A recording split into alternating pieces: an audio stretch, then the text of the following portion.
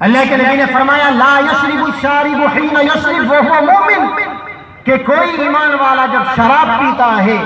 تو اللہ تعالیٰ اس کے سینے سے اس کے ایمان کو نکال دیتے ہیں اور وہ ایمان جا کر آسمان پر معلق لٹکتا ہے۔ جب تک وہ نشے کی حالت سے باہر نہیں آتا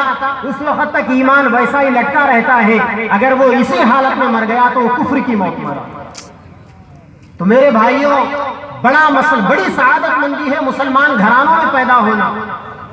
لیکن اس سے بڑی سعادت مندی ہے اپنے آپ کو ایمان والا بنا کر مارنا،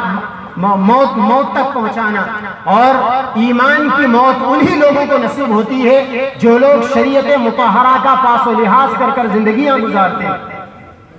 آج اتنے حالات آنے کے باوجود، حالات اتنے سنگین ہونے کے باوجود، اس وقت مجموعی طور پر امت کے اوپر ایک عجیب قسم کی بے حسی طاری۔ علماء امت کو جگا رہے ہیں لیکن آج ہماری امت جاگنے کے لیے تیار نہیں۔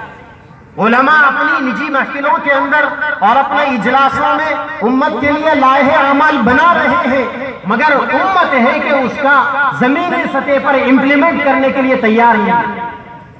ابھی آپ بیٹھے ہوئے ہیں یہاں پر، یہ جو منحوس گورنمنٹ آئی ہے، کیسے کیسے قانون اس گورنمنٹ نے لے کر آیا، آپ خواب غفلت میں پڑے ہوئے ہیں۔ اور اب تک تو مسئلہ تھا کہ مسلمانوں کو بنام مسلمان دبایا جا رہا ہے، آج گزرتے وقت کے ساتھ ان کا دوسرا ٹرم چل رہا ہے، اور ابھی بڑی مشکل سے 2 سال بھی مکمل نہیں ہوئے ان کی دوسری میعاد کے۔ اس ملک کے ہر باشندوں نے دیکھ لیا کہ یہ حکومت کسی ایک طبقے کی یا کسی ایک ذات کی دشمن نہیں ہے، یہ سارے ملک کے لوگوں کے دشمن ہے،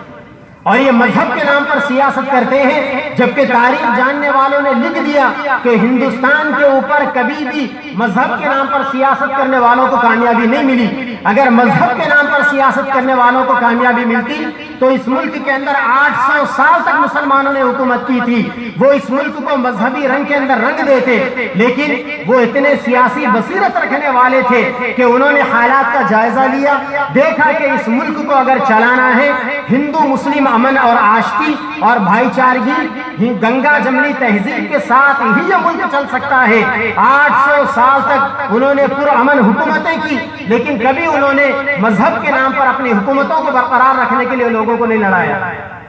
NRC کا مسئلہ آیا، CAA کا مسئلہ آیا، NPR کا مسئلہ آیا، اور بھی بہت سارے مسائل آئے۔ آتے آتے ابھی ایک نیا مسئلہ NEP کا مسئلہ آیا ہوا ہے، نیو ایجوکیشن پالیسی کا مسئلہ۔